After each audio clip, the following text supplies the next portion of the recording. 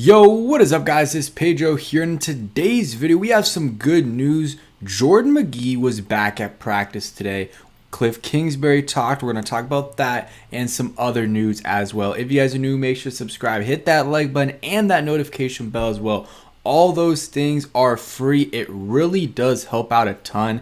And comment down below done when you guys do that. Again, would really appreciate it. So, it's a lot of stuff that happened today with the Commanders. I mean, you got some good news with Jordan Magee. We're going to talk about that. And the Kliff Kingsbury press conference, I didn't watch it live or anything, but a lot of interesting comments for sure there. And then we got some practice recapping that we need to do as well. So Jordan Magee back out at practice in pads. Another good sign. He was there for the walkthrough yesterday. So back-to-back days doing a little bit is good versus in the past, he wasn't out there. So that's good news.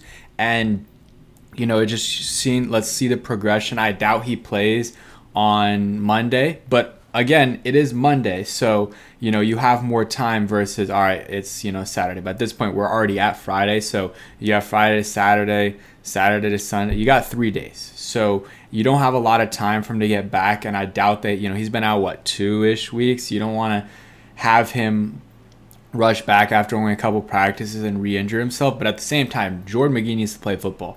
He has not played a lot of football. Last year, in the offseason, he was doing some good things, then was out for a while, and that really hurts in rookie development when you miss some time. Guys just aren't able to get off to a fast start when they get hurt, i.e., Johnny Newton last year who was hurt, and it took him a little bit of a while to, get some things going. So got hurt last year in the offseason and then during the regular season too again. And this offseason, it's starting to become a theme. It happens once, it happens twice, all right. But then once it starts happening 3-4 times in a year-ish span, because it's been a year and some change since they drafted him or since he started, doing some off-season activities last year. And the fact he's been hurt this much is concerning. He, still can be a good player, but that's definitely something to watch out for and is something that is a big concern at this point with him is these injuries. They're not major injuries so far, knock on wood, he doesn't get any major injuries, but, he's missing a lot of, time out there to develop and get better. And yeah, the fact he's out there is good. And, we'll see if he plays this week. I doubt it. And, even if you consider him a guy that maybe you wouldn't play in the preseason third game, which I don't think Jordan Magee's at that level yet. I think you got to play him regardless. And I would play him, maybe you don't want to totally rush him back. But at that point, hopefully he's good. I would play him at least a half, see what you can get. Because this linebacking core is good, right? You got Bobby Wagner, you got Frankie Louvu, but it's very top heavy. You don't have that depth. You don't. You got Cam Madrano, who's cool. He's fine, but he's a rookie. Can't rely on him. And then you got Jordan Magee. You just cut Dom Hampton. So you don't have a lot of guys out there besides, the main two guys. So you would like some guys to develop. And, Jordan Magee, I would love for him to be a star, but let's just become a good backup. And that's a win right now for where the Commanders are at because they don't have a lot of depth. They signed Duke Riley. He's, apparently had a good practice, the first practice a day or two ago. But they need some more depth there. And Jordan Magee, second-year guy, fifth-round pick out of Temple, it's his time to shine. And he's got to play better. Or not play better. He just got to stay healthy. And, it's hard because, that's usually not something that you can really control too much. Sometimes you can with little stuff, but for the most part, it's not something that, is easily, you can change. So let's go into some other things from practice today.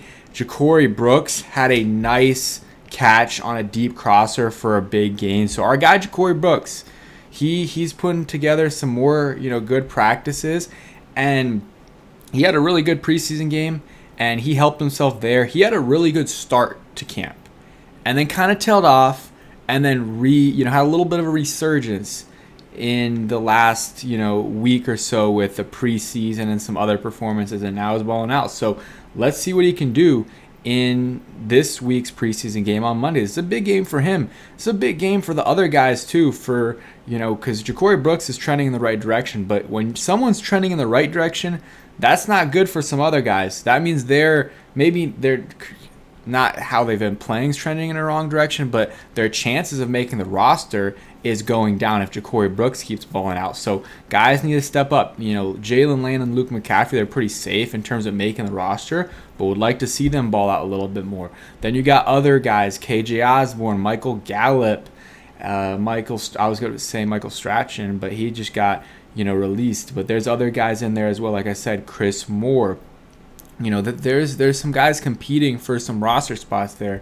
But if you're, Jacoby Jones, if you're not gonna, make some big plays, it's got to be in practice. But then in the preseason matters even more because you're doing it against another team. You're doing it in a game. Some players are more practice players. We've seen that in the past. Some guys, when the games come, they put on their big boy pants. So, we've seen players like that before. Some examples, Taylor Heineke was a way better, in-game player. I think DeShazier Everett was a better in-game player than practice because, there was a lot of times where, he just never got PT. Not saying that DeShazier Everett was ever like a stud, but he was an NFL player. And at times he just wasn't getting any PT because they didn't know he could play. But then he started playing. He had a couple of decent seasons for the Commanders, so a little bit of a pull there. But he's a guy that definitely was a better regular season or in-game player than in practice. All right, yapping a lot there. Let's go into some other things. So Kliff Kingsbury, he talked today. Shout out Ben Stanek here for the quote. And he was talking about the absences that some guys have had during practice. And he said, we're kind of at a point where we need to start getting those guys when they're available out there and gelling and see what we are. And he's right. And we'll talk about it in a second. But you got your left guard. You got your right guard. You got 2 outside receivers. They're all out. That's 4 out of your 11 guys that aren't out there. That's not good. And it's hard to gel. And then also those are some of your best players. Those are starters for a reason. So it makes the offense look worse. I mean, we've heard from a lot of beat reporters, the theme of the last week has been the Commanders offense has been struggling. So it's not good, but it's somewhat not expected, but you're not super surprised with Terry being out and then Noah Brown these last couple weeks being out too. Like, it's not just Terry being out, but then you add Noah Brown, and that's when it really becomes an issue because he's really your only other outside option. Like, Debo's not an outside guy. He's a slot guy. Jalen Lane is a slot guy. Luke, just, he hasn't really shown much, and, he can play outside, but he's a slot, he can play in the slot too. So, when that starts to happen, it's not good. And some people are saying, that Kliff is kind of calling Terry out. Some people, and saying that he needs to be back there. Some people are saying that he's calling out Adam Peters, saying like, get a deal done, whatever. I mean, I'm tired of reading into these things too much. And just as I say that, watch, I'm gonna post a video tomorrow about Terry, something he said or something like that. I don't know. Here's the full or another quote. I think.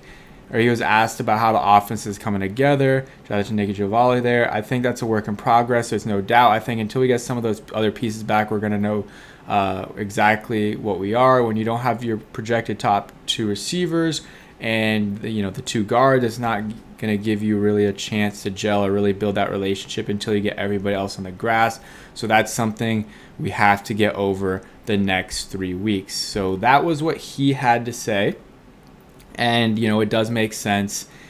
And, yeah, we're just going to have to wait and see with Terry. And I understand Terry's frustration, but at some point, you got to come back. And, I know you want your money, but if you miss the season, you're not going to get your money. You're not going to get your money this year, and you might not get your money in general. Holdouts don't work. It doesn't, in-season holdouts, they don't work.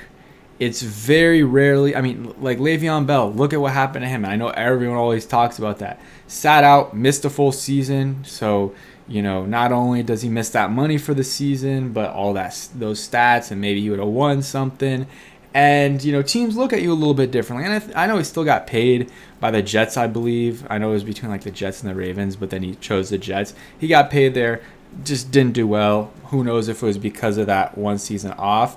But, you're hurting your team and you're hurting yourself too. I mean, you can condition all you want, but you need those reps with the team. And I've said that, for the last month or so. Like, I know people were like, I think John Kine was like, oh, it's not a big deal that he's missing these reps. Well, no, it is, because you need to get those with your quarterback. It's not that big of a deal because, Terry and Jaden have kind of gotten reps together, but it's the offense as a whole. Terry hasn't played with Deebo Samuel. They're not used to, playing with each other, how the other person runs their route specifically. And, offensive line, like there's a lot of new pieces on this team, and you just want to have those reps, know each other as, well as possible, and not having them out there, I do think makes a difference. Maybe, I'm overreacting there, but I think it does make a difference, and it would be good to have him back. And, just because he's back doesn't mean the Commanders aren't going to still push for a deal and get a deal done. And, if anything, it can make him less frustrated. Because I was seeing I think it was Kime or someone was saying that, like, they're getting to that point where it might just be like a take it or leave it offer because, he's still holding out. Well, maybe if he doesn't hold out, it keeps those conversations going a little bit more, and maybe it's like a gesture, a good faith gesture, right, by Terry and his side, and then and then Adam Peters and company, they feel a little bit better, and then all right, we'll continue to work on this. I don't know. I understand Terry's side too, but it is getting frustrating that we're in the middle of August right now, and we haven't heard anything about any optimism or anything like that. But who knows? A lot can change. It's just one conversation, one phone call that can change everything in terms of Terry and Adam Peters and company, Buddy Baker, getting on the same page. So that is it for today's video. Just want to give you guys an update. Good news on Jordan Magee. Terry stuff, it's not bad or good news. It's the same stuff. And yeah, thanks for watching. Hope you guys enjoyed. Peace.